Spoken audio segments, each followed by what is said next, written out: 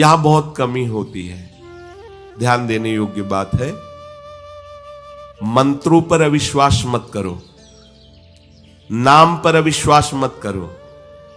तुम अनुष्ठान को जानते ही नहीं कैसे किया जाता है। एक कामना की पूर्ति, तुम विश्व की कामना की पूर्ति कर सकते हो, विश्व की कामना की पूर्ति।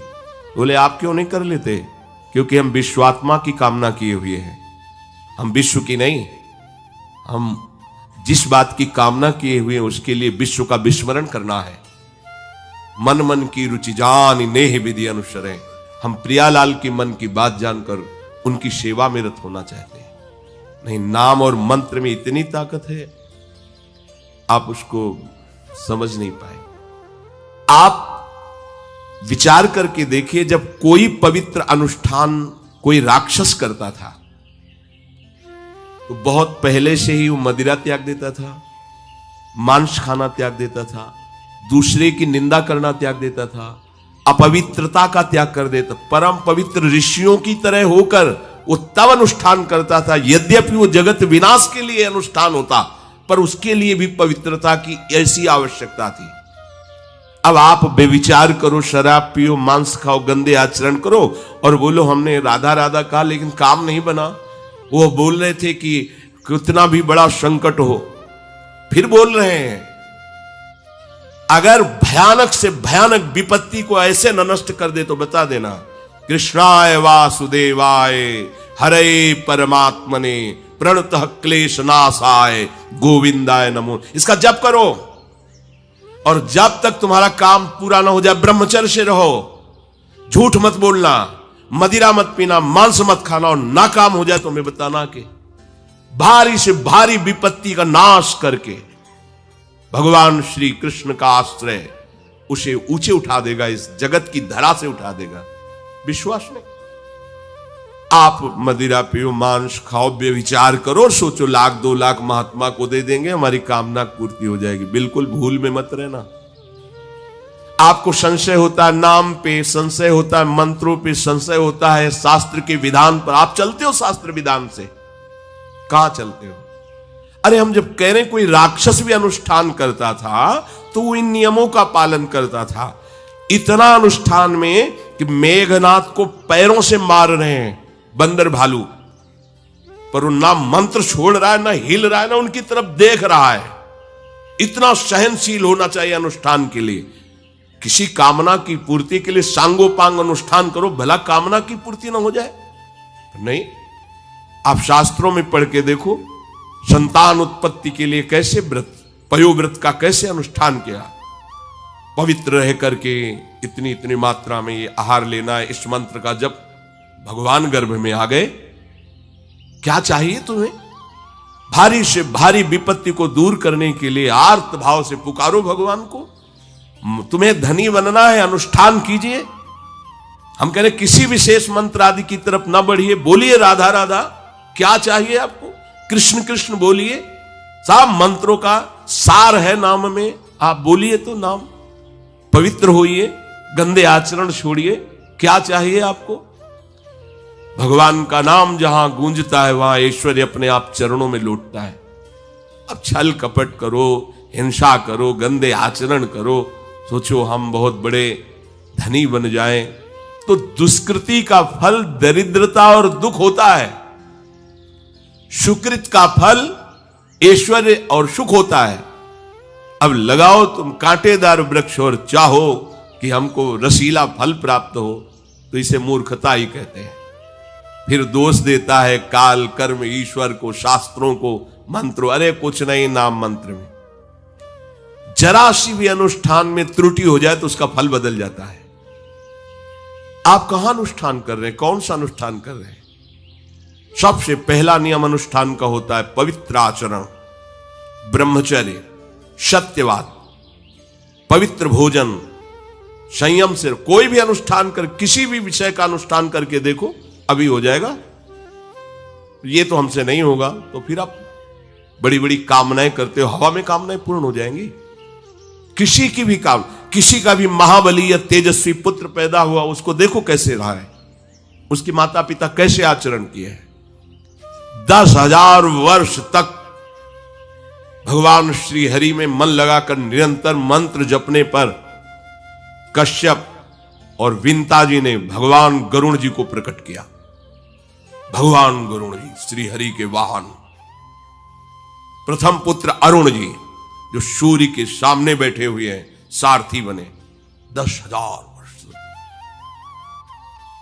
करदम जी भारी तपस्या करके पत्नी प्राप्त कर रहे हैं, तो भगवान स्वयं कपिल देव जी के रूप में अवतार ले रहे हैं। बिना भजन के, बिना पवित्रता के, बस कामनाओं की पूर्ति, हवा में कामनाओं की पूर्ति हो जाएगी। मनमानी आचरण, कुछ नींबू काट दो, उसमें सिंदूर रख दो, या कलावा बांध दो, या अंगूठी बांध लो, या जंतुर मंतुर बांध लो, भस्म, इनसे कुछ होगा? कुछ नहीं होगा। राधा राधा राधा राधा राधा, जो कर चाहोगे हो जाए, पर पवित्र आचरण, साथ में पवित्र आचरण हो। एक किसान भी अन्न बोता है तो खेती को तैयार करता है। आपको अपने हृदय की भूमि तैयार करनी होगी। कामना पूर्ति के लिए ऐसे थोड़ी चला जाता है।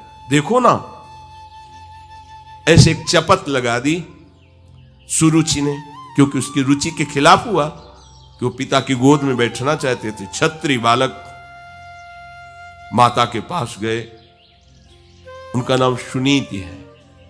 वो सुंदर नीति से चलती है, वो रुचि से चलती है, सुरुचि अपनी रुचि, और वो सुनीति सुंदर नीति से चलती है। मां, पिताजी ने गोद में बैठाला नहीं, और मां ने चपत लगा दी और कहा तू ऐसे कि गर्भ से प्रकट हुआ है, सिंहासन का अधिकारी नहीं। अगर तुझे सिंहासन पर बैठना है तो जा तपस्या कर और मेरे गर्भ से प्रकट हो। तपस्या इस बात की कर कि मेरे गर्भ, तब कहीं तू पिता की गोद में बैठ सकता है। बोले हां बेटा। महाराज तो मुझे दासी भी मानने के लिए तैयार नहीं है। बेटा, भगवान नारायण का जिसने आश्रय लिया उसकी कोई कामना अधूरी नहीं रही। जाओ, तुम भगवान श्री हरि का आश्रय लो, वही तुम्हारी कामना की पूर्ति करेंगे। मेरे में तो कोई सामर्थ्य नहीं, पर मैं आशीर्वाद देती हूं। मेरा आशीर्वाद कवच की तरह तुम्हारी रक्षा करेगा। 5 वर्ष का बालक चला भगवान की प्राप्ति के लिए। वो प्रेम नहीं चाह रहे हैं, वो पद चाह रहे हैं। कैसे जीवन व्यतीत किया देखो। 6 महीने की बात। बोले 6 महीने में, 6 महीने में एक छोटा सा बालक इतना कष्ट सह रहा है। 6 महीने तो बहुत समय हो गया। भगवान तो इससे भी बहुत करुणा में एक आर्त पुकार में उपस्थित हो जाते हैं। एक बार जिन नाम ली हित सो होए अति दीन। अगर कोई कामना नहीं है, केवल प्रभु की मिलन की चाह है और हृदय आर्त भाव से पुकार दे, तो दूसरा नाम नहीं लेना पड़ेगा।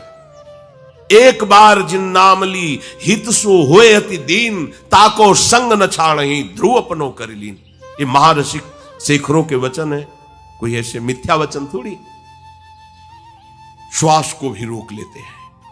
भगवान का जो मंत्र श्री देवर्षि नारद जी ने दिया, उसी का ध्यान करो। ऐसा पद मिला कि सप्त ऋषि परिक्रमा करते हैं। ना उनके पिता को मिला, ना उनके पितामह को मिला। इसके आगे तो है ही नहीं। वो उत्तानपाद, महाराज मन, ब्रह्मा, बस ऐसा पद मिला कि किसी को पद नहीं मिला।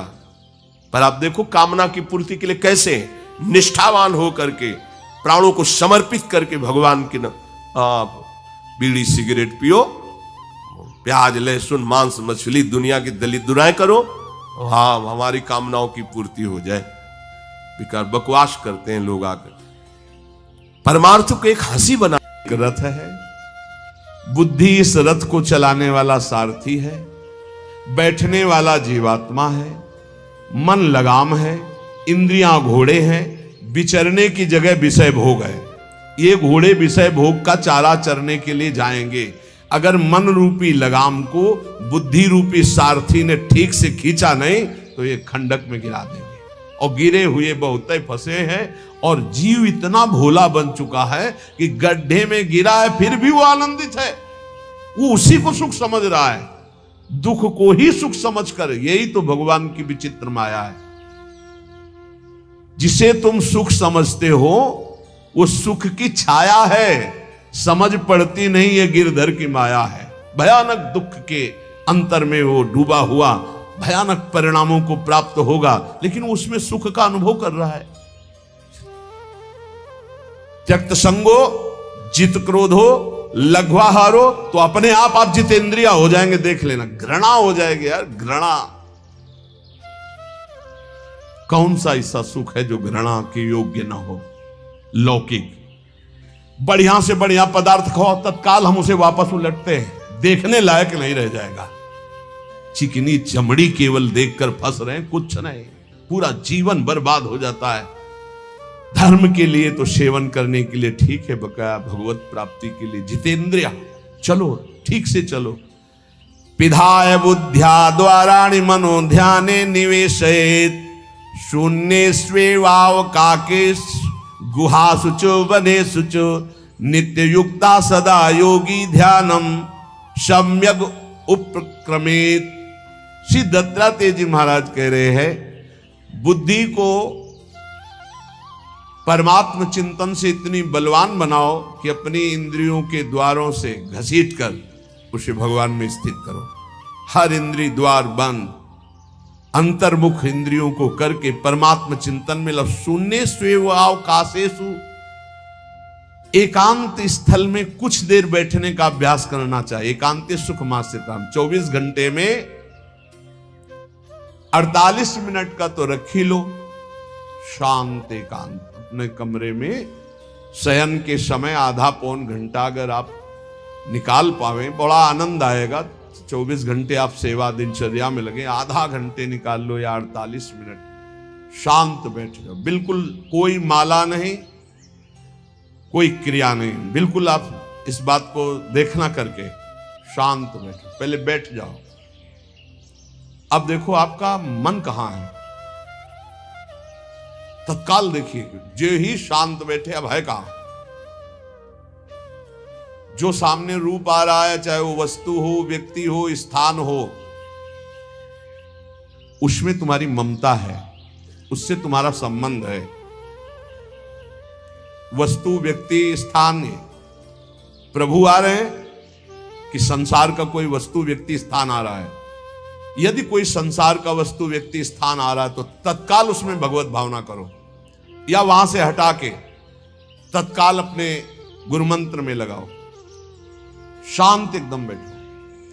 अब उस समय जांच करो कितनी बार किसका रूप आया। प्रभु का कितनी बार आया, संसार, और जिसका जितनी बार आए उससे अधिक नंबर देखिए कि 5 बार तो उस पुरुष का आया, 5 बार उस स्त्री का आया, और एको बार प्रियाजू का नहीं आया। इसका मतलब अभी प्रियाजू में हमारा मन नहीं लगा, अभी यहां स्त्री पुरुष में, वस्तु में, व्यक्ति में, स्थान में लगा। जांच करो और हृदय में पश्चाताप करो। धिक्कार है, इतना समय हो गया, एक बार भी प्रियालाल का रूप नहीं आया। यही सांसारिक रूप आ रहे हैं, ये सांसारिक वस्तुएं आ रही। धिक्कार है हमारे मन को, धिक्कार है हमारे जीवन को। ये हम आपको आंतरिक बात कह रहे हैं। पूज्य भाई जी महाराज, जिस समय मन को धिक्कार दिया जाता है, जलन होती है, जब जलन होती है तो निर्मल होता है, निर्मल होता है, निष्पाप होता है, मल भस्म होता है। जो ताप अंदर मन में होता है प्रायश्चित का, उससे। अब बार बार सामने आपको जो गुरु मंत्र मिला है उसको लिखिए।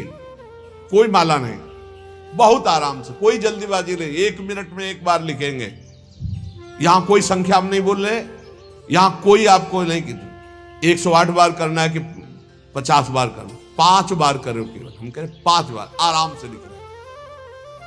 शांत बैठे, खूब आराम से, बढ़िया रा, बहुत बढ़िया धा, राधा, राधा, रात। आप देख लीजिए, अब ये भाग जहां रहा है, पकड़ो, कहां भाग के जा रहा है? इस वस्तु से क्या संबंध है, इस व्यक्ति से क्या संबंध है, कितनी बार इसको छुआ है, देखा है, भोगा है, मिले हैं, सूंघा है, कितनी जन्मों में। धिक्कार तुझे मन, जो तू राधा नाम को छोड़कर, प्रियाजू के समृत में नाम को छोड़कर भाग रहा है। फिर उसे लाओ नाम में, फिर लाओ नाम में। आप देखिएगा एक दिन उसी रा और धा के बीच में प्यारी जो और प्यारे जो मुस्कुराते दिखाई देंगे। देख लेना, एक समय 24 घंटे में ऐसा निकालो जिस समय आप अपनी अंतःकरण की वृत्ति को बार बार बाहर जाते हुए घसीट कर अंतर में लगाओ। हर समय साधन में लगे हो, लेकिन एक समय इतना साधन कर, जो गृहस्थी में हम कह रहे 10 मिनट शुरू करो भाई, 10 मिनट से 10 मिनट शांत होकर बैठ जाओ। 10 मिनट बैठने में क्या परेशानी, उस समय जांच करो। जहां जहां मन जाए वहां से हटाकर नाम में लगाओ। बार बार सुंदर स्वर्णिम अक्षरों से नाम लिख रहे, रंग बिरंगे अक्षरों से, रा और रंग से, बड़ी आ की मात्रा और रंग से, धा और रंग से, बड़ी आ की मात्रा और रंग से, ऊपर के ऐसे खेलो, मन को खिलाओ, राधा नाम में खिलाओ, डुबाओ इसमें। आप देख लेना, हमारी बात को समझ लो। केवल ये वो बात कह रहे हैं जो आपको प्रियाजू के रूप के ध्यान में डुबो देगी। यही राधा नाम रूप प्रकाशित करेगा। तेरो रूप कहत नहीं आवे, श्री हरिवंश कछुक जस गावे, वो रूप ये प्रकाशित कर देगा। तो कह रहे शून्य स्वेवाव काशेषु, एकांत स्थान में जहां आपको विक्षेप न पड़े। ऐसी वृत्ति के समय अगर आपको कोई शोरगुल सुनाई दे रहा हो, आपका अभ्यास दृढ़ नहीं, तो एक रुई को ऐसे कपड़े में करके, महीन कपड़े में 2 बना लो, ऐसे लगा लो, कान में लगा लो, आवाजें नहीं जाएगी। अब ध्यान करो, देखो साधन की प्रणाली। और जब अपने साधन की बात होती है ना, तो आप हजारों अलग अलग आवाज करो तो हमें बस इतना समझ में आएगा कि चिड़िया चहचहा रहे हैं, आवाजें निकल रही, बस हमारे लक्ष्य में कोई अंतर नहीं पड़ने वाला। और अगर डूबना हो गया तो आवाज भी खत्म, श्रवणेंद्रिय होते हुए भी शोरगुल नहीं सुनाई देगा। पर प्रारंभिक दशा में ऐसा चाहिए। अगर आपको बार बार विक्षेप हो रहा हो, विक्षेप तो इतना कि घड़ी का टक टक भी बर्दाश्त नहीं होता, मन है ध्यान में बैठे ना, वो पहली बार एक खिड़की खुला है, खिड़की खुला है, खिड़की, अब उठो, पहले खिड़की बंद करके आओ। ये इसको बैठते ही देख लो कि कोई ऐसा प्रश्न तो नहीं कर रहा कि अमुक कोई बात हो, उसको निपटा दो पहले। हम सबसे पहला काम करते थे, अगर राधा वल्लभ जी के दर्शन करने जाने हो, हमें इत्र खरीदना, तो सबसे पहला काम हम इत्र खरीदेंगे। क्यों? ये दर्शन नहीं करने देंगे, इत्र खरीदना है। बार बार कहेगा इत्र हमें दर्शन में नहीं डूबने देगा, तो पहले हम वो काम सब कर लेते थे जो राधा वल्लभ जी के दर्शन के बाद कर। अब दर्शन में तो केवल दर्शन। ऐसे ही जब हम ये जो 20 मिनट, 30 मिनट, 40 मिनट समय की बात करें, इसमें जब आपको समय देना हो तो कृपया मन के लिए कोई काम मत छोड़ना, वो बिल्कुल फुर्सत वाला। इसलिए हम कह रहे हैं सोने जाने के समय कि अब हम शयन करने जा रहे हैं, उस समय आप समय दीजिए। और अगर ये पहले ही बार में कह दे कि अमुक अमुक अमुक, तो तुरंत सुधार दीजिए, नहीं पूरे ध्यान में वही चलाएगा। वो बहुत बहुत ही विघ्नकारी रहता है जब तक निर्मल नहीं हो जाता। और जिस समय नाम पकड़ने लगता है, ऐसा आनंद आता है कि केवल रोने का मन करता है। आप इसको करिएगा जरूर, एकांत स्थल पे करिएगा। और जब ये करने विघ्न करे तो कान में श्रवण होता रहता है शोरगुल। तो ये हमने किया है प्रारंभ में, रुई में ऐसे, और एक महीन कपड़ा का बना के ऊपर कपड़ा से ऐसे और ऐसे खूब ठास के भर ले, अब आवाजें ले जाएंगी। अब अंदर राधा राधा राधा आनंद आएगा। ये प्रारंभिक है, ये आगे चल के इनकी जरूरत नहीं पड़ती अंतर्मुख होने पर। तो एकांत स्थल में जब इस तरह से साधना की जाती है तो उपासक का चित्त भगवदाकार होने लगता है। कह रहे हैं वही सच्चा सन्यासी है। वाग्दंड कर्मदंडश्च मनोदंडश्च ते त्रयः यस्यैते नियता दंडा सत्यदंडी महायति। श्री दत्तात्रेय जी महाराज कह रहे हैं वाग्दंड, जिसने वाणी को वाग्दंड मौन में स्थित कर दिया। वाग्दंड यही प्रपंच की वार्ता नहीं बोलनी, भगवद वार्ता केवल बोलनी। वाणी को दंडित करो, ये बहुत चटर चटर प्रपंच की बातें करती, नाम जपने में इसको थकान लगती है, प्रपंच की बातें करने में नहीं। इसलिए इसको मौन के द्वारा वाणी को शासन में रखो, या तो भगवत चर्चा या मौन। दूसरा कर्मदंड, जो सन्यासी होता है वो निष्कर्म अवस्था की तरफ बढ़ता है। प्रापंचिक कर्मों को करते हुए भगवान नाम स्मरण करके यदि कर्म समर्पण कर दिया जाए तो वही गति प्राप्त होती है। ये तो सर्वाणि कर्माणि मयि सन्न्यस्य मत्पराः। प्रापंचिक कर्म है, व्यापार, नौकरी आदि नाना प्रकार के, लेकिन इन कर्मों को भगवत स्मरण करते हुए किया जाए, भगवत समर्पित कर दिया तो वही गति प्राप्त होती है जो निष्कर्म अवस्था को प्राप्त सन्यासी की होती है। 3 दंड होते हैं, वाग्दंड, और एक होता कर्मदंड, शरीर को निश्चेष्ट रखना, निष्क्रिय रखना, और मनोदंड, मन को निसंकल्पित रखना, कोई संकल्प न बनना। इसे संन्यास भाव को प्राप्त महापुरुष की अवधूत स्थिति तक पहुंचने का यह रास्ता है।